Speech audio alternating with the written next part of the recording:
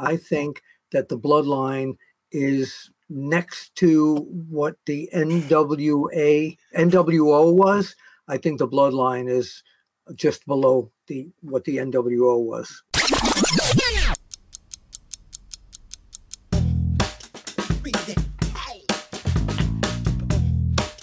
Let me mention one more thing before we move on here.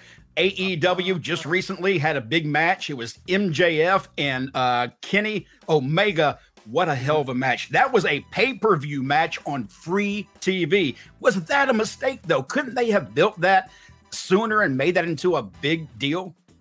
Because the numbers didn't reflect. The ratings did not reflect a big jump. But they thought it would. They thought it would, but they only gave it 1 week notice. I mean, you just actually even less than a week, I believe it was, that you had noticed that match was going to happen. Shouldn't they have come about a little bit sooner?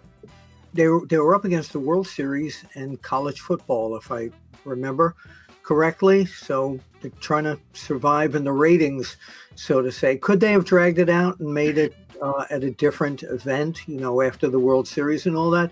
Maybe, but I agree with you. That match was an excellent professional wrestling match. Much better than I had ever expected from MJF, to be honest with you. And I was kind of worried about how that was going to be, and he held his own with Kenny Omega, because Kenny Omega is not an easy guy to get in the ring with. He is a workhorse in the ring, and MJF stayed right there with him. Booker T, we talked about him, I think, on the last show, and talk about him again today.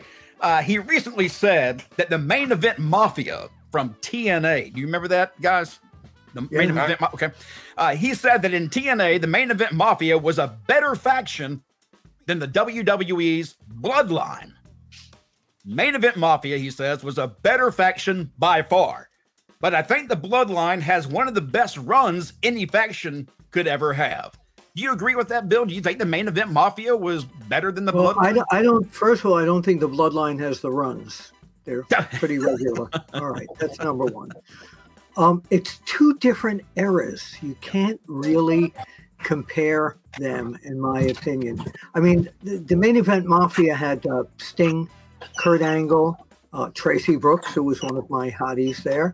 The Bloodline, I think, has my own thinking, I think that the Bloodline is next to what the NWO was.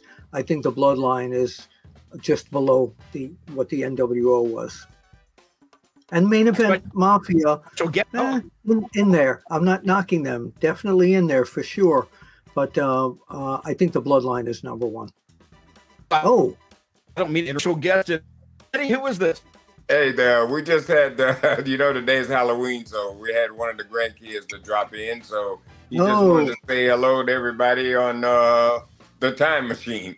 Well, that's okay. Roman Reigns wants to say hello to him. Since we're talking about the Bloodline. We're taping this on Halloween. Yeah. But yeah, when you talk about the Bloodline and Main Event Mafia and NWO, to me, the list would be NWO, Bloodline, Main Event Mafia. That's me. Well, my thing on this, I like the Main Event Mafia. I had kind of, both those fashions was real good. I mean, real good. I just think the thing with the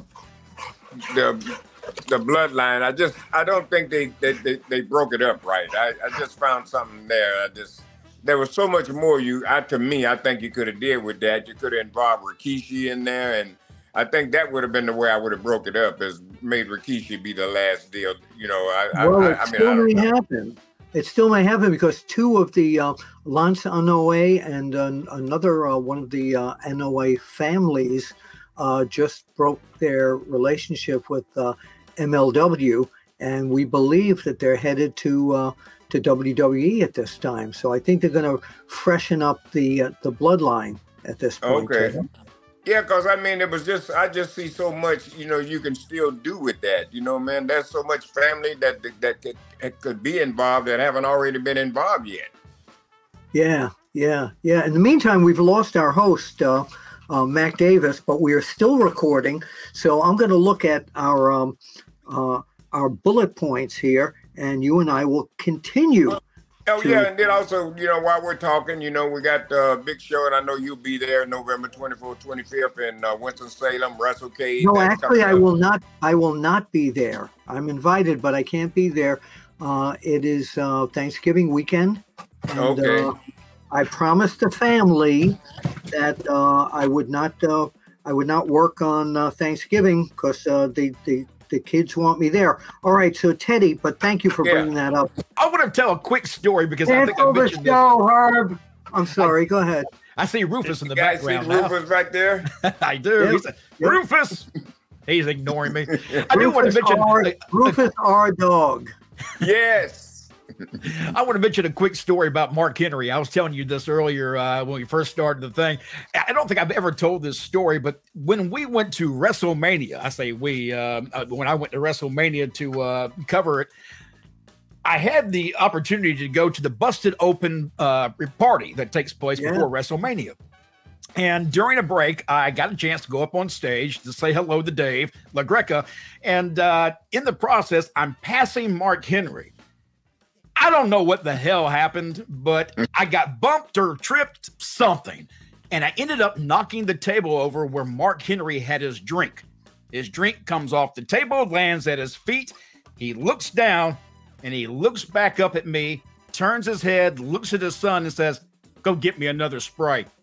And I said, "I'm sorry, Mark, I'm really sorry." And I say, "Let me get you another drink." And he goes, "Son, get me another drink." Never looked my way. You talk about stone cold. I thought I was dead on the spot. I think even Dave LaGreca thought I was dead on the spot. But Mark, I'm sorry. I didn't mean to knock over your Sprite, and I'll buy you a whole 2-liter bottle next time I see you. All right? So, no, you did. You intended to do that. That Steiner story last episode. Yeah. Guys, I've enjoyed it. We always have a great time when we get together, and I look forward to us all three getting together in person next year. But until then, you'll see us again next week, right here with Sportskeeda's The Wrestling Time Machine. I'm Mac Davis. That's WWE Hall of Famer Teddy Long and pro wrestling journalist Mr. Bill Apter. See you next week. See you at the matches.